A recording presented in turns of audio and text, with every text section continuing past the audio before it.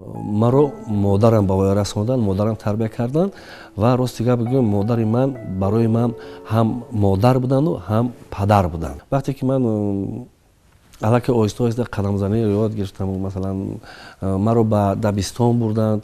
Ба дабистон рафтам, пеш аз ҳама таваҷҷӯҳи ман ба як чиз зиёд шуд.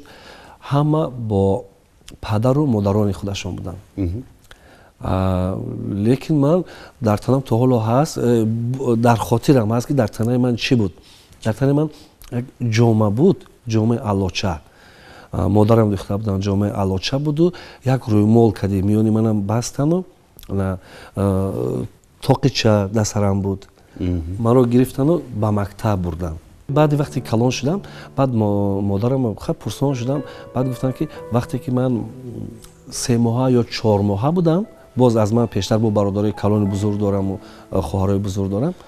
Вақте ки ман 3 моҳа будам, падар мисли кабутар ба лонаи дигар парвоз мекунад, яъне ба оилаи дигар, яъне оилаи дигар бунёд мекунаду уман хулас як вақто бо ҳамин синфҳои ибтидоӣ мехондам, 5-6 бошад, бемор шудам, дар беморхонаи ҳамон калхози худамро хоб мекардам. Аз калхоз, ҳамон беморхонае ки дар калхоз хоб мекардам, то ҷои кори модарам як мумкин 4 ё 5 километр роҳ буд. Дар фасли сарди зимистон хоб будам дар онҷа. Модарам ҳамроҳи ман буданд, мерафтанд то бегоҳа, ҳамроҳи ман меистодану пасон соатҳои 4 бегоҳ ва як кас бо мерафтанд ба говҷӯшӣ мерафтанд, бо дар онҷа бо дигар апоман буданд. Хулас говҷӯшӣ мерафтанд. Корошон соатҳои 7-8 бегоҳ буд мешуд. Бо ҳамон миқдора пои пиёда калӯж нему дар пошон боту мегӯем, чӣ мегӯем? Резинӣ.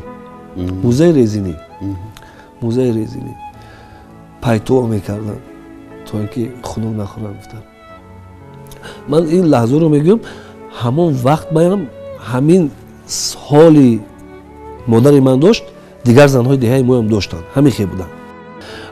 Мерафтанд 4-5 километр роҳа мерафтанд, корашонро буд мекарданд. Масалан боз соати 8 онҷа мебуромаданд, соатҳои 9-9:30 бо назди ман мешуданд. Шаб бо ман рӯз мекарданд дар беморхона, бо саҳар соати 4 саҳар бо ҳамон хунукӣ барвақт. Хулас ин қадар давотозҳои модар, ин қадар бо ҳаёт, бо зиндагӣ, бо дӯст, бо душманон даст ба гирӯбон шудани онҳо имрӯз мефаҳмам ки барои ҳамин нон ёфтан, додани мо, ишкаи моро сер кардану хӯрондану пӯшондан будааст ки дар оянда мо он касро хӯронему, пӯшонему, нигоҳ кунем. Вақте ки модар набошад, ҳеҷ чӣ нест. болу пари афканда, хонаи холӣ, дар назар ҳеҷ чиз наметобад, ҳатто фарзандои худат наметобад. вақте ки модар рафтанд, баъд ман ҳис кардам ки ман нав акнун ятим мондам.